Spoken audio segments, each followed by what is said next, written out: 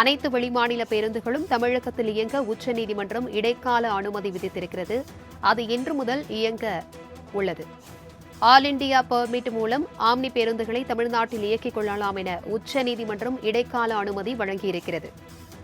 இதுகுறித்தான கூடுதல் விவரங்களுடன் இணைகிறார் எமது செய்தியாளர் ஸ்ரீ சந்தோஷ். வணக்கம் ஸ்ரீ சந்தோஷ், இது குறித்தான விவரங்களை பகிர்ந்துக்கோங்க. வணக்கம். வெளிமாநில பதிவு எண் கொண்ட ஆம்னி பேருந்துகள் உச்சநீதிமன்ற தீர்ப்பினுடைய அடிப்படையில் இன்று முதல் இயக்கப்படுகிறது. குறிப்பாக வெளிமாநில பதிவு எண் ஆம்னி பேருந்துகள் கொண்ட இந்த தமிழகத்தில் இயக்க தமிழ்நாடு அரசு போக்குவரத்து கழகத்தின் மூலம் கடந்த 17ஆம் தேதி முதல் தடை விதிக்கப்பட்டிருந்தது. தொடர்ந்து 100க்கும் மேற்பட்ட ஆம்னி பேருந்துகள் சிறைப்பிடிக்கப்பட்ட நிலையில் ஆம்னி பேருந்து உரிமையாளர்கள் உச்சநீதிமன்றத்தில் இது தொடர்பாக வழக்கு என்பதும் தொடர்ந்திருந்தன.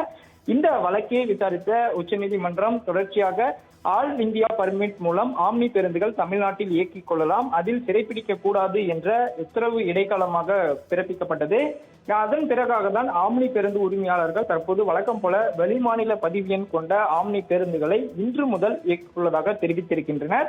குறிப்பாக தமிழகத்தை பொறுத்தவரையிலுமே தமிழகத்திலிருந்து பெங்களூரு, ஹைதராபாத், கொச்சின் மற்றும் விசாகப்பட்டினம் போன்ற நகரங்களுக்கு செல்லக்கூடிய வெளிமாநில பதிவெண் கொண்ட ஆம்னி பேருந்துகள் இன்று முதல் இயக்கப்படுகிறது.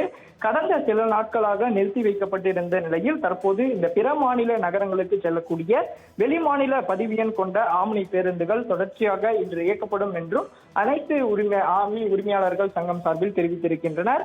அதே நேரம் பார்த்தோம் என்றால் தமிழகத்திற்கு உள்ளேயே வெளிமாநில பதிவு எண் கொண்ட ஆம்னி பேருந்துகளை தற்போது வரை இயக்கவில்லை என்றும் தெரிவித்திருக்கின்றனர். போக்குவரத்து துறையினுடைய அந்த விதிமுறையின்படி தமிழகத்துள் அந்த வெளிமாநில ஆம்னி பேருந்துகள் இயக்கப்படாமல் வெளிமாநிலங்களில் இயக்கப்பட்டு வருவதாகவும் ஆம்னி பேருந்து உரிமையாளர்கள் சங்கத்தின் சார்பில் தெரிவிக்கப்பட்டிருப்பதும் குறிப்பிடத்தக்கது.